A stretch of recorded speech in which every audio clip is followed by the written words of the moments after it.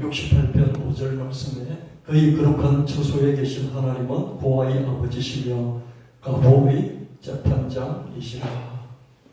하나님이 고아의 아버지고 고아의 아버지가 되시고 가보의 재판장이 되신다.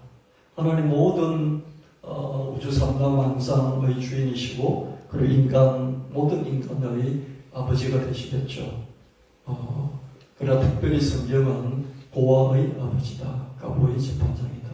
그래서 이 세상에서 가장 살기 힘든 두 사람이 있다면 고아와 가부이겠죠. 하나님은 960억 광년의 간척 가능한 우주와 이 간척 가능한 우주 밖의 간척 불가능한 우주를 다 만드셨죠. 그죠? 여러분, 간척 가능한 우주의 그 넓이가 직경으로, 지름으로 빛이 960억 년을 달려가는 그 크기라고 하잖아요. 그러면 이제 그 밖에 우주가 반드시 있죠. 그죠? 960억 광년 밖에 우주가 반드시 있는데 왜 그러면 960억 광년으로 이렇게 숫자를 한정했느냐? 빛이 따라갈 수 없기 때문에, 빛이 못 따라가기 때문에, 그죠? 못 따라가기 때문에 사건의 지평선 너머로 갈 수 없기 때문에 960억 광년 너머도 분명히 있는 것이죠. 이 넓은 우주를 창조하셨어요. 저는 이 우주과학을 공부하면서요, 성경에 대한 해석을 좀 다르게 이렇게 했습니다. 이 좀 또 벗어나는 얘기인데요. 예수님께서 성경에 속히 오리라, 내가 속히 오리라 그렇게 말씀하시잖아요. 그래서 그 예수님 말씀을 들었던 사람들은, 당대에 살았던 사람들은 자기가 죽기 전에 올 줄 알았어요. 죽기 전에 올 줄 알았어요. 그리고 그 첫 세대가 다 죽고 그 다음 세대도요, 이제는 오리라 그렇게 생각했죠. 근데 2000년이 돼도 오시지 않잖아요. 그런데 이제 성경에 보면, 베드로서에 보면 주께서는, 하나님께는 천년이 하루 같고 하루가 천년 같다, 이 성경 말씀이 한 구절이 있어요. 그래서 하나님은, 예수님은 이제 천년이 하루 같으니까, 천년이 하루니까 속히 오리라. 그것도 몇 천 년은 걸리지 않겠느냐, 뭐 이렇게 이제 해석하기도 하는데요. 저는 그렇게도 해석을 했지만은, 그래서 저는 시한부 조금말로 있잖아요. 예수님이 속히 온다. 예수님 오시기를 저도 간절히 소망하죠. 왜냐하면 이 세상에 너무 부조리가 심하고, 여러분, 인간의 부조리뿐만 아니라 기후 재앙이라든지, 그죠? 또 인공지능, 우리가 좀 배우겠지만은, 인공지능이 인간을 얼마나 위협하는 속도로 발전하고 있지 않습니까? 그 때문에 예수님 속히 오면 참 좋겠다, 이런 간절함이 있지만, 저도 이런 해석을 좀 더 넓혀서 시한부 종말론 같은 세대주의에 입각한 그런 시한부 종말론은 좀 철저히 배격하는 그런 입장인데요. 그걸 좀 더 생각을 붙이게 된 게 이 우주의 넓이 때문이에요. 우주가 그렇게 넓다. 그러면 도대체 우주의 나이는 얼마인가? 대략 한 138억 년이라고 그러고, 그죠? 그리고 태양은 46억 년, 그리고 지구는 45억 년 정도 됐다고 그러잖아요. 앞으로 이제 태양이 한 50억 년 정도 있으면 어떻습니까? 50억 년 정도 있으면 태양이 부풀어 올랐다가 줄어들었다가 없어져 버리죠, 그죠? 그러면 이제 지구도 태양계도 다 사라져 버릴 겁니다. 풍지박산이 나버릴 것이죠, 그죠?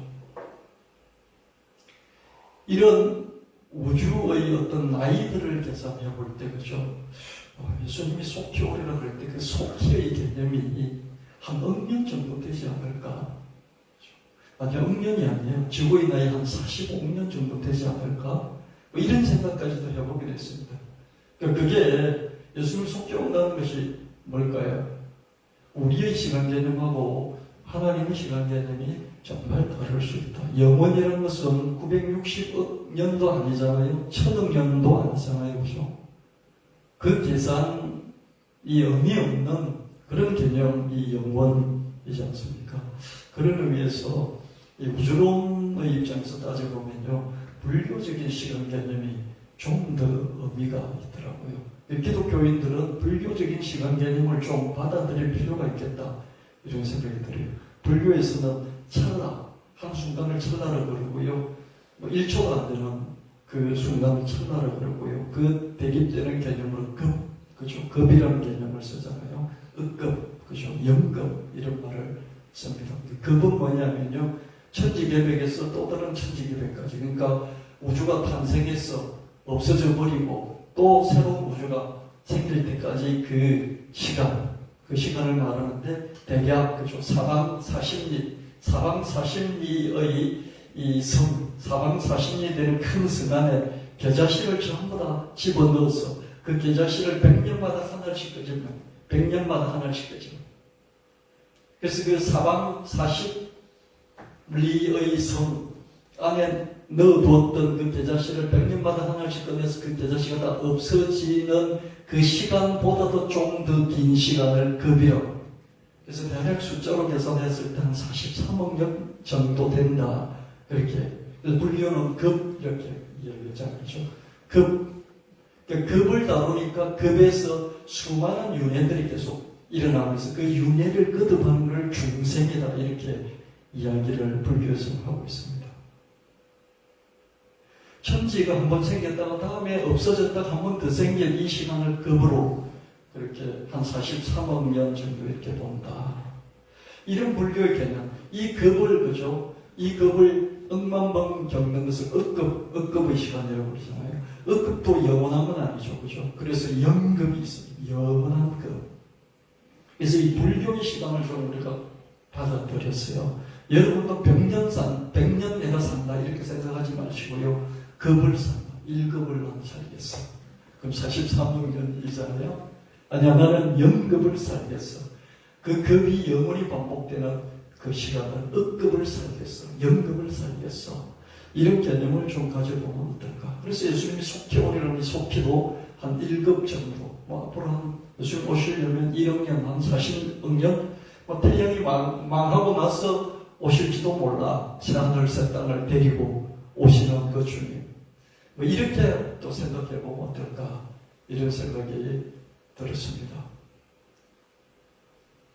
좀 오늘 설교에서 좀 벗어난 얘기이긴 한데요, 그 우주를 받아들이고 그리고 불교의 그 시간 개념을 받아들여서 우리가 하나님 믿는 것을 너무 초조하게 믿어버렸습니다. 1992년이면 예수님 온다, 아니다 1998년이 온다, 아니다 2008년이다, 이런 식으로 하나님을 믿지 않았으면 좋겠다.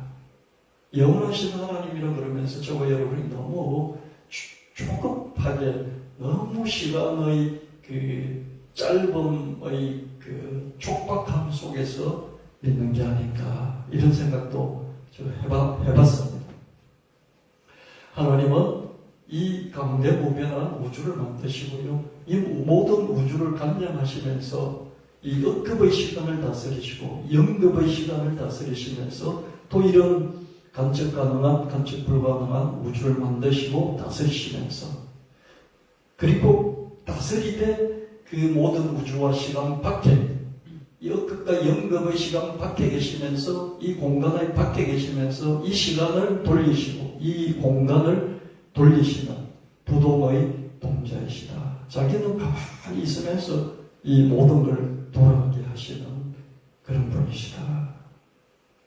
이런 엄청난 분이 이 지구의 고아를 생각하신다. 고아를 생각하실 때 고아를 자기 아들, 딸로 고아의 아버지가 되신다. 이렇게 우리에게 다가오시는 분이시다. 하나님은 본 자도 없고 하나님은 알 수도 없습니다. 목사님 성경에서 가르쳐주는 만큼만 아는 거죠. 하나님은 성경에 나타나시지만, 성경을 통해서 우리에게 다가오시지만 성경이 하나님을 다 담을 수는 없는 거죠. 하나님을 다 품을 수는, 하나님을 다 사로잡을 수는 없는 거죠. 그러나 이 하나님은 하나님은 고아의 아버지를 자처하십니다. 자처는 뭡니까? 자기 스스로, 누가 부탁한 것도 아닌데 자기 스스로 자기의 임무를 갖는 것을 자처한다 그러잖아요. 하나님 고아의 아버지시다. 하나님 멀리 계신 듯 하지만 가까이 계시고 엄하신 듯 하시지만 정말로 친근하게 우리에게 아버지. 저도 어릴 때 우리 부모님들 교회 가서 기도하시고 교회에 연세 드신 분들 기도하는 거 보면 아버지 하나님 보고 그죠? 이 엄청난 하나님 보고 아버지 그러면서 자기의 삶의 고단함을 그 아버지라는 단어 속에서 다 녹였지 않습니까? 그죠?